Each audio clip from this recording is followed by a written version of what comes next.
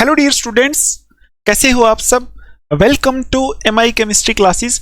तो आज की इस वीडियो में हम देखने वाले हैं classification of elements and periodicity in properties chapter के कुछ सब्जेक्टिव क्वेश्चंस। तो 10 या 12 सब्जेक्टिव क्वेश्चंस मैं आपको बताऊंगा। ये ऐसे क्वेश्चंस हैं जो आपको एग्जाम में डायरेक्ट दिख सकते हैं, क्योंकि मैंने सारे पेपर्स की एनालिसिस करके ये क्वेश्चंस बनाए। तो आप इनको ध्यान से देखना। मैं आपको पूरे के पूरे आंसर लिख के नहीं बताने वाला हूं, क्योंकि वहां फिर आपकी ये जो वीडियो है बहुत लेंथी हो जाएगी। आपके अभी एग्जाम में हमें short and to the point चलना है, लेकिन मैं आपको क्वेश्चन जरूर समझाऊंगा। बाकी जो आपने नोट्स बनाए हुए हैं वहां से ही आपने देखना है। आपको बस यहां से एक आइडिया मिलेगा कि एग्जाम में किस तरह पूछा जाएगा। ठीक है, तो करते हैं स्टार्ट। ये जम्मू एंड कश्मीर बोर्ड के लिए है। ठीक है, जम्मू एंड कश्मीर बोर्ड का ही है ये, तो उसी का ही एनालिसिस करके मैं आपको बता रहा हूं। तो चलते हैं हम पहले क्वेश्चन के ऊपर। तो ये है हमारा पहला क्वेश्चन जो आपको आना चाहिए पीरियोडिक क्लासिफिकेशन वाले चैप्टर से। तो देखो क्या पूछा हुआ है। What is electron gain enthalpy, discuss different factors affecting electron gain enthalpy, right it's variation in a group and a period. तो एक बार हम कैमरा थोड़ा फोकस कर लेते हैं, फिर हम चलते हैं।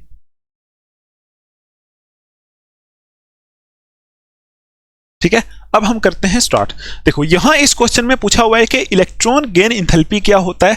ऐसा क्वेश्चन एग्जाम में बहुत बार पूछा हुआ है। इलेक्ट्रॉन गेन एंथैल्पी आपको पता है कि एक आइसोलेटेड गैसियस एटम के अंदर इलेक्ट्रॉन को डालने पे जो एनर्जी रिलीज होती है, उस रिलीज्ड एनर्जी को हम बोलते हैं इलेक्ट्रॉन गेन एंथैल्पी। तो आपने डिफरेंट फैक्टर्स पढ़े होंगे जिन पे ये इफेक्ट करती है इलेक्ट्रॉन गेन एंथैल्पी। तो जैसे उसमें आता है साइज आ जाता है, न्यूक्लियर चार्ज आ जाता है, ठीक है, इलेक्ट्रॉनिक कॉन्फ़िगरेशन आ जाता है, स्क्रीनिंग इफेक्ट, शील्डिंग इफेक्ट, ये जो होता है ये सारे फैक्टर्स आ जाते हैं। आपने पढ़े होंगे, ये आपने यहाँ लिखना है। ठीक, अब देखो नेक्स्ट इसमें पूछा है कि ये इलेक्ट्रॉन गेन एंथैल्पी वेरी कैसे करती है। वेरी का मतलब है ग्रुप एंड पीरियड में वेरी कैसे करती है, मतलब ये लेफ्ट टू राइट अगर हम पीरियोडिक टेबल में जाएं तो कैसे वेरी करती है, मतलब घटती है कि बढ़ती है। और टॉप टू बॉटम जाएं तो क्या होता है इलेक्ट्रॉन गेन एंथैल्पी को। आप खुद ही मुझे बता दो ग्रुप में इलेक्ट्रॉन गेन एंथैल्पी को क्या होगा। ग्रुप में टॉप टू बॉटम जाते, आपको पता है टॉप टू बॉटम जाते साइज जो होता है वो बढ़ता रहता है। तो electron gain enthalpy top to bottom जाते डिक्रीज होगी। ठीक है, डिक्रीज होगी तो मतलब हम ऐसा बोलते हैं कि टॉप टू बॉटम जाते लेस नेगेटिव होती जाएगी। तो यहां से यहां जाते साइज कम होता रहता है, ऐसे कम होता रहता है, तो electron gain enthalpy more negative होती रहती है। ठीक, तो ये इसका आंसर है। मुझे उम्मीद है आपने पहले पढ़ा होगा तो आप इसको कर पाओगे। तो ऐसा आपको आना चाहिए। नेक्स्ट क्वेश्चन देखते हैं। ये देखो, what is ionization enthalpy, discuss its variation along a group and a period.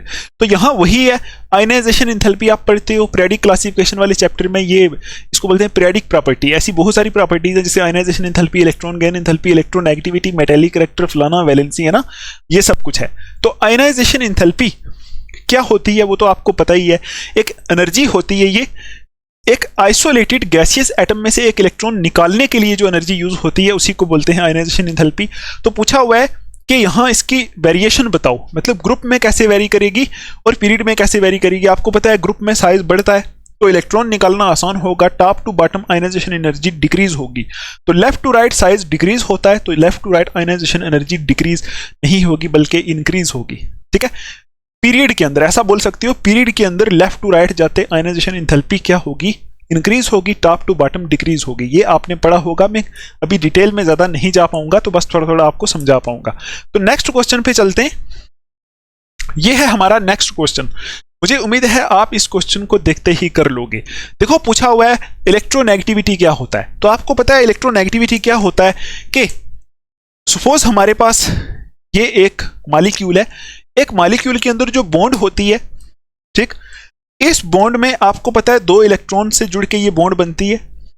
तो अगर हम ऐसा बोलें कि एक एलिमेंट की ऐसी टेंडेंसी है, या फिर मैं पूरा बोलता हूं एक बार, the tendency to attract shared pair of electron, ठीक है, उसी को हम बोलते हैं इलेक्ट्रोनेगेटिविटी। मतलब किसी एलिमेंट की tendency, the tendency of an element to attract shared pair of electron in a bond. मतलब देखो जैसे ये है, किसी भी एलिमेंट की ऐसी टेंडेंसी है जो शेयर्ड पेयर ऑफ इलेक्ट्रॉन है, जो बॉन्ड में शेयर्ड पेयर ऑफ इलेक्ट्रॉन है, दोनों को अपनी तरफ खींच रहा है, वो उसकी ये ताकत है। तो ऐसी जो प्रॉपर्टी होती है उसी को ही हम बोलते हैं electronegativity, the tendency to attract shared pair of electron. तो सपोज ये जो यहां मैंने मॉलिक्यूल लिखा है, तो इसमें मैं बोलता हूं कि ये जो क्लोरीन है इसमें वो टेंडेंसी होती है, कौन सी टेंडेंसी, इस शेयर्ड पेयर ऑफ इलेक्ट्रॉन को खींचने की। तो ये इलेक्ट्रॉन को अपनी तरफ खींचेगा तो इलेक्ट्रॉन का माइनस चार्ज होता है, माइनस चार्ज ये अपने ऊपर ले लेगा, इसके ऊपर लिख देंगे ऐसे डेल्टा माइनस। तो अगर इधर डेल्टा माइनस है तो जहां से इसने इलेक्ट्रॉन खींचे उसके ऊपर लिख देंगे डेल्टा प्लस। तो ऐसे करके हम डिफाइन करते हैं इलेक्ट्रोनेगेटिविटी को, ठीक है। The tendency to attract shared pair of electron, ये होती है इलेक्ट्रोनेगेटिविटी।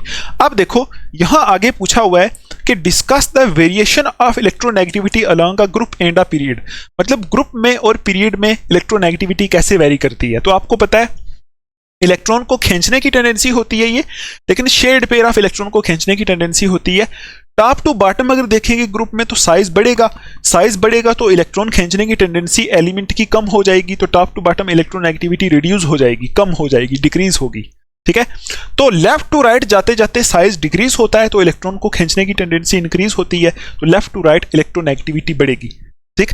तो यही रीजन होता है कि जो पीरियोडिक टेबल में इस राइट की तरफ एलिमेंट होते हैं जैसे फ्लोरीन हो गया, क्लोरीन हो गया, ऑक्सीजन हो गया, उनकी इलेक्ट्रोनेगेटिविटी सबसे ज्यादा होती है, ठीक है। जैसे इस बॉन्ड में देखो हाइड्रोजन इस तरफ है और क्लोरीन इस तरफ का एलिमेंट है, तो इस तरफ के एलिमेंट की इलेक्ट्रोनेगेटिविटी ज्यादा होती है, तभी क्लोरीन की इलेक्ट्रोनेगेटिविटी ज्यादा है। ये बॉन्ड के इलेक्ट्रॉन अपनी तरफ खींचेगा, इसके ऊपर डेल्टा माइनस चार्ज आएगा, इसके ऊपर डेल्टा प्लस, ठीक। मुझे उम्मीद है आप ये क्वेश्चन आराम से कर पाओगे अपने नोट्स देख के। तो चलते हैं आगे। ये देखो ये क्वेश्चन बहुत ही जरूरी है, ऐसा क्वेश्चन एग्जाम में आपको बहुत बार पूछा हुआ है।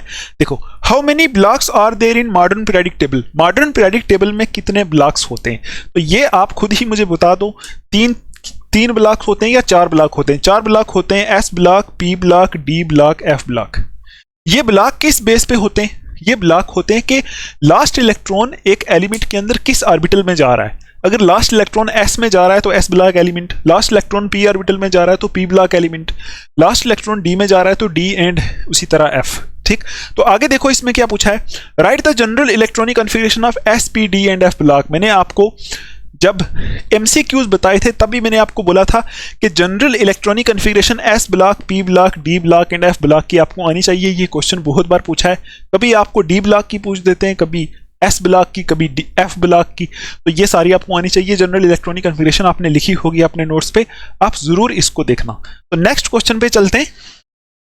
ये देखो, how many groups and periods are there in the periodic table, periodic table में कितने ग्रुप्स एंड पीरियड्स होते हैं। तो ये तो आपको पता ही होगा, पीरियोडिक टेबल में टोटल 18 ग्रुप्स होते हैं और 7 पीरियड्स होते हैं, ठीक। पीरियड्स किसको बोलते हैं, जो यहां से यहां हम जाते हैं उनको पीरियड्स बोलते हैं। ग्रुप का मतलब है जो टॉप टू बॉटम ऐसे आते हैं, ठीक है। आई समझ आपको। नेक्स्ट क्वेश्चन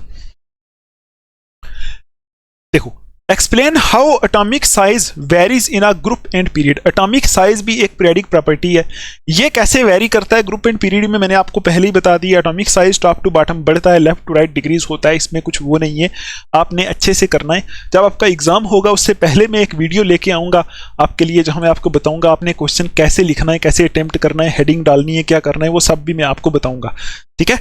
तो चलते हैं नेक्स्ट क्वेश्चन के ऊपर। ये how is the modern periodic law different from Mendeleev periodic law. आपको पता है कि मॉडर्न पीरियोडिक टेबल से पहले एक पीरियोडिक टेबल आया था जिसको बोला था मेंडलीव्स पीरियोडिक टेबल। उस पीरियोडिक टेबल ने भी बहुत कुछ एक्सप्लेन किया था, लेकिन उसकी यही एक गलती थी कि उसने एलिमेंट्स को एटॉमिक मास के बेस पे अरेंज कर दिया था। तो उसने अपना एक लॉ भी दिया था जिसको मेंडलीव पीरियोडिक लॉ बोला था। तो आपको पता है मॉडर्न पीरियोडिक लॉ भी एक चीज है, तो ये दोनों डिफरेंट हैं। तो मैं एक बार मुंह से बोल देता हूं, आपने अगर पढ़ा होगा तो आपको समझ आएगा। देखो, मेंडलीव पीरियोडिक लॉ ऐसा होता है, the physical and chemical properties of an, या फिर ऐसे, the physical and chemical properties of elements are periodic function of their atomic masses. ये होता है मेंडलीव पीरियोडिक लॉ। और मॉडर्न पीरियोडिक लॉ होता है the physical and chemical properties of elements are periodic function of their atomic numbers. मतलब modern periodic law ये कहता है कि physical and chemical properties elements की एटॉमिक नंबर के बेस पे सही से अरेंज हो सकती हैं, और मेंडलीव पीरियोडिक लॉ ये कहता है कि physical and chemical properties elements की एटॉमिक मास के बेस पे अरेंज हो सकती हैं। तो मॉडर्न पीरियोडिक लॉ ज्यादा अच्छा है, मेंडलीव पीरियोडिक टेबल फेल हो गया था, ठीक। मुझे उम्मीद है आपको ये क्वेश्चन आता होगा अगर आपने पढ़ा है चैप्टर, ठीक है। अगर नहीं पढ़ा तो अभी भी टाइम है, पढ़ लो। तो नेक्स्ट क्वेश्चन ये देखो, why is the ionization enthalpy of nitrogen greater than oxygen. ऐसे क्वेश्चंस जो होते हैं इनको बोलते हैं रीजनिंग क्वेश्चंस। तो ऐसे क्वेश्चन भी एग्जाम में पूछे जाते हैं। ये 2024 में ऐसा एक क्वेश्चन पूछा गया था कि नाइट्रोजन जो है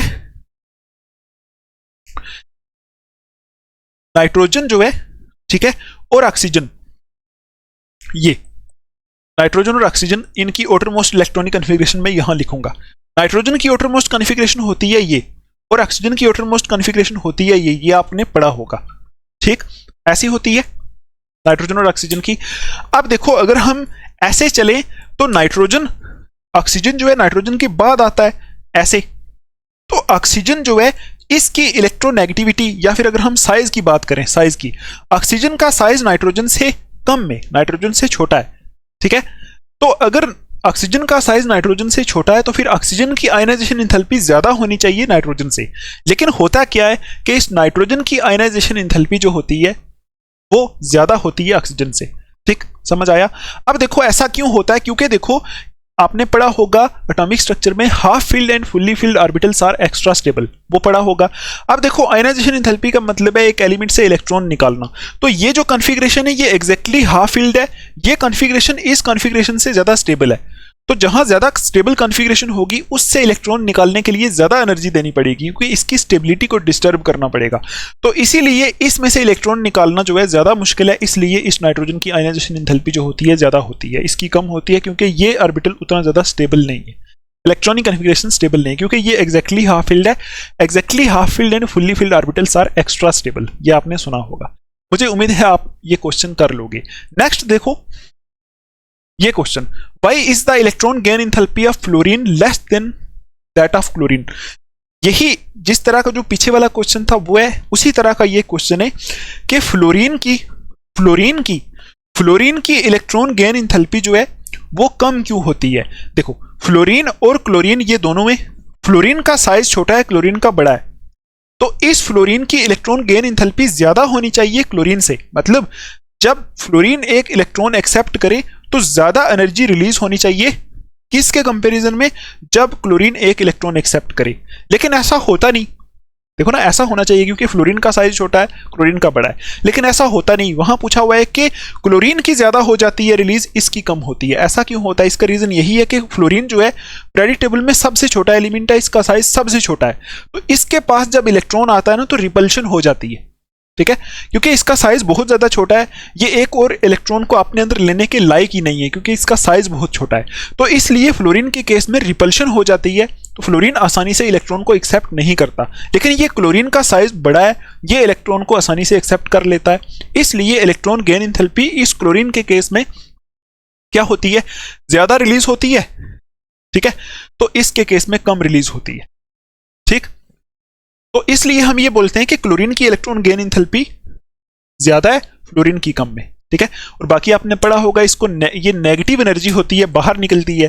ठीक है, तो इसको less negative and more negative करके देखते हैं, आपने पढ़ा है, मुझे उम्मीद है आपको समझ में आया होगा। ये क्वेश्चन रीजनिंग है। नेक्स्ट देखते हैं ये question, what are representative elements. तो इस क्वेश्चन को आप कैसे करोगे रिप्रेजेंटेटिव एलिमेंट्स, ये आपके लिए होमवर्क है।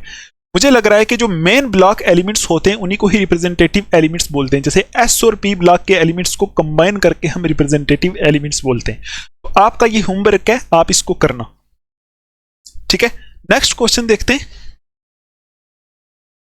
ये क्वेश्चन देखो, define covalent radius, ionic radius and van der Waals radius. तो ये क्वेश्चन जो है ये आपने जब एटॉमिक साइज पढ़ा था वहां आपको बताया गया था कि एटॉमिक साइज जो है उसको डायरेक्ट एटॉमिक साइज या एटॉमिक रेडियस उसको डायरेक्ट मेजर नहीं किया जा सकता, लेकिन उसको हम किसी मॉलिक्यूल के अंदर मेजर कर सकते हैं। कैसे मेजर कर सकते हैं, मॉलिक्यूल्स के बीच में जो इंटरन्यूक्लियर डिस्टेंस है, मतलब केमिकल बॉन्ड है, उस पूरे को मेजर करके उसका हाफ करके हम रेडियस को निकाल सकते हैं। तो डिफरेंट मॉलिक्यूल्स के लिए आपने पढ़ा था, जैसे कोवेलेंट रेडियाई क्या होता है, आयनिक रेडियस क्या होता है, वैन डर वाल रेडियस क्या होता है। तो अगर आपने पढ़ा है तो आपको पता होगा, बहुत आसान चीज है। ठीक, तो ये क्वेश्चन आप देख लेना एक बार, प्रॉब्लम आई तो पूछ लेना। नेक्स्ट क्वेश्चन ये देखो, why do noble gases have the negligible electronegativity.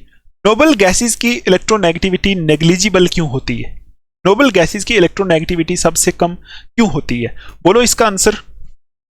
देखो इसका आंसर यही है कि नोबल गैसेस में आपको पता है फुल्ली फिल्ड इलेक्ट्रॉनिक कॉन्फ़िगरेशन होती है, उनको इलेक्ट्रॉन खींचने की जरूरत ही नहीं है, ठीक है। इलेक्ट्रॉन एक्टिविटी होता है इलेक्ट्रॉन खींचने की टेंडेंसी, तो आप ये सोचो इलेक्ट्रॉन खींचना उसी को पसंद होगा जिसको इलेक्ट्रॉन चाहिए होगा। नोबल गैसेस में इलेक्ट्रॉन ऑलरेडी फुल्ली फिल्ड है, पूरे शेल भरे हुए हैं, तो वो इलेक्ट्रॉन क्यों खींचेगा, इसलिए नोबल गैसेस की इलेक्ट्रॉन नेगेटिविटी ना के बराबर होती है, ठीक। तो मुझे उम्मीद है आपको ये क्वेश्चन समझ में आया होगा। नेक्स्ट क्वेश्चन देखते हैं। यहां देखो, why do alkali metals have the largest atomic size in the respective period, ठीक। अल्कली मेटल्स का एटॉमिक साइज सबसे लार्जेस्ट क्यों होता है, तो आप खुद ही सोचो अल्कली मेटल का साइज सबसे लार्जेस्ट क्यों होता है पूरे पीरियोडिक टेबल में, क्योंकि आपको पता है अल्कली मेटल्स कौन से होते हैं, ग्रुप फर्स्ट के एलिमेंट्स, ठीक है। अल्कली मेटल बोलते हैं ग्रुप फर्स्ट वालों को, तो ग्रुप फर्स्ट आप इसको मान लो, सपोज ये ग्रुप फर्स्ट है, आपको पता है इधर जाएंगे, ग्रुप फर्स्ट से इधर जाएंगे तो साइज क्या होगा, डिक्रीज होगा, ठीक है। इधर जाएंगे तो डिक्रीज होगा, इधर जाएंगे तो डिक्रीज होगा, मतलब पीरियड में मूव करेंगे तो डिक्रीज होगा, मतलब इनका साइज ही सबसे बड़ा है, इनका साइज ही सबसे बड़ा। आप इसका आंसर ऐसे लिख सकते हो कि अगर हम मूव करेंगे इधर उधर तो फिर ऐसा कुछ होता है कि साइज डिक्रीज होता रहता है, तो इसीलिए अल्कली मेटल जो है वो सबसे पहला ग्रुप है, इसीलिए उनका साइज सबसे बड़ा है, क्योंकि उससे पीछे तो हम कहीं मूव कर नहीं सकते, उससे आगे ही मूव कर सकते हैं, अगर आगे मूव करेंगे तो साइज घटेगा, तो इसलिए सबसे बड़ा साइज इन्हीं का ही होगा, ठीक है। मुझे उम्मीद है आपको ये क्वेश्चन समझ में आया होगा। नेक्स्ट क्वेश्चन देखते हैं, ये वाला, why is the second ionization energy of an element always greater than the first. देखो सेकंड आयनाइजेशन एंथैल्पी होता क्या है, सेकंड आयनाइजेशन एनर्जी होता क्या है। देखो सपोज ये हमारे पास कोई एलिमेंट ए है, इससे मैंने एक इलेक्ट्रॉन निकाला तो ये बन जाएगा ए प्लस, एक इलेक्ट्रॉन निकल गया, ठीक। अब ये देखो, अब मैं इससे दूसरा इलेक्ट्रॉन निकालूंगा, दूसरा इलेक्ट्रॉन किससे निकालूंगा, इससे। अब ए से एक इलेक्ट्रॉन निकला तो ये ए प्लस बन गया, अब इस ए प्लस से एक और इलेक्ट्रॉन निकालूंगा, ए प्लस से एक और इलेक्ट्रॉन निकालूंगा तो ये A2 प्लस बन जाएगा, ठीक है, प्लस एक इलेक्ट्रॉन निकलेगा। तो यहां पहला इलेक्ट्रॉन निकालने में जो एनर्जी लगी उसको बोलते हैं फर्स्ट आयनाइजेशन एनर्जी या फिर फर्स्ट आयनाइजेशन एंथैल्पी। दूसरा इलेक्ट्रॉन निकालने में जो एनर्जी लगी उसको बोलते हैं सेकंड आयनाइजेशन एंथैल्पी। तो हमेशा ये सेकंड आयनाइजेशन एंथैल्पी फर्स्ट से ज्यादा होती है, मतलब दूसरा इलेक्ट्रॉन निकालना किसी एटम से ज्यादा मुश्किल होता है। इसी तरह तीसरा इलेक्ट्रॉन निकालना उससे भी ज्यादा मुश्किल होता है। ऐसा क्यों? क्योंकि देखो, क्योंकि प्रोटॉन तो एलिमेंट के अंदर, एटम के अंदर प्रोटॉन तो सेम होते हैं। जब एक इलेक्ट्रॉन निकाला तो जो इलेक्ट्रॉन बच गए उनको प्रोटॉन पहले जितने थे उतने ही थे। देखो पहले स्टार्टिंग में क्या था, जितने प्रोटॉन थे उतने ही इलेक्ट्रॉन थे, ऐसा ही होता है। तो जब एक इलेक्ट्रॉन निकला तो जितने प्रोटॉन थे उन्होंने जो इलेक्ट्रॉन बच गए उनको खींच लिया, ठीक। तो अब देखो ऐसे समझो, आपको ऐसे नहीं समझ में आएगा, ये मैं समझा देता हूं आपको। यहां देखो, सपोज ये हमारा एलिमेंट है ए, इसमें पहले 10 प्रोटॉन थे, 10 इलेक्ट्रॉन थे, ठीक है। तो पहले इन 10 प्रोटॉन ने 10 इलेक्ट्रॉन को खींचा हुआ था। अब हमने एक इलेक्ट्रॉन पहले इसमें से निकाल दिया, प्रोटॉन अब भी 10 से, इलेक्ट्रॉन अब 9 है। पहले 10 प्रोटॉन ने 10 इलेक्ट्रॉन पे पावर लगाई हुई थी, लेकिन अब 10 प्रोटॉन ने 9 इलेक्ट्रॉन के ऊपर पावर लगाई हुई है। अब 10 प्रोटॉन ने जो इलेक्ट्रॉन बचे हुए हैं इनको ज्यादा तेजी से खींचा हुआ है, क्योंकि पहले 10 की पावर 10 को लग रही थी, अब 10 की पावर 9 को लग रही है, अब ज्यादा तेजी से खींचा हुआ है। तो अब इसमें से इलेक्ट्रॉन निकालने के लिए हमें एनर्जी भी ज्यादा देनी पड़ेगी, क्योंकि प्रोटॉन्स ने इसको अब ज्यादा तेजी से खींचा हुआ है। तो इसीलिए ये होता है कि सेकंड आयनाइजेशन एंथैल्पी जो होती है वो हमेशा फर्स्ट से ज्यादा होती है, और थर्ड जो होती है वो सेकंड से ज्यादा होती है। आप इसको एक बार बना के क्वेश्चन को देख लेना, अगर समझ ना आया तो आप मेरे से पूछ लेना। बस इतने ही क्वेश्चंस थे, तो यही हमें करने थे। मुझे उम्मीद है आपको सब आगे होंगे समझ में, ठीक है। तो फिर हम मिलेंगे नेक्स्ट वीडियो में, तब तक के लिए आप अपना ध्यान रखो, अच्छे से पढ़ाई करो, take care, thanks for watching.